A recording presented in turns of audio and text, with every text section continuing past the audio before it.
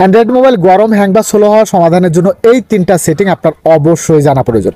কিভাবে করবেন এই তিনটা সেটিং, চলুন সেই প্রসেসটা আমি আপনাদেরকে দেখিয়ে দিচ্ছি। তার আগে আমার আইডিটাকে ফলো দিয়ে এই ভিডিওটি আপনাদের বন্ধুদের কাছে সবার কাছে শেয়ার করে দিন। তো এর জন্য ফার্স্ট অফ অল আপনাদের মোবাইলের সেটিংসে চলে আসবেন, তারপর এখান থেকে অ্যাডিশনাল সেটিংসে ট্যাপ করে দেবেন। দেন নিচে পেয়ে যাবেন ডেভেলপার অপশন, এই অপশনটার উপরে ট্যাপ করে দিয়ে স্ক্রল করে নিচে যেতে থাকবেন।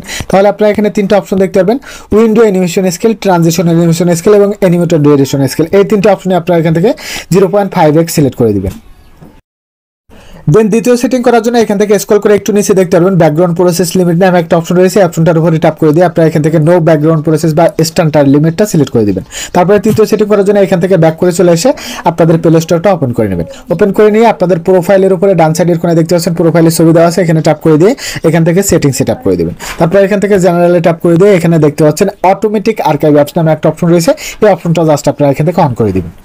আপনারা যদি আপনাদের মোবাইলে এই তিনটা সেটিং করে রাখতে পারেন তাহলে আপনার মোবাইলটা আর কখনোই গরম, হ্যাং বা স্লো হবে না। আপনার ফোনটা চলবে রকেটের চেয়ে ফাস্ট। That's it.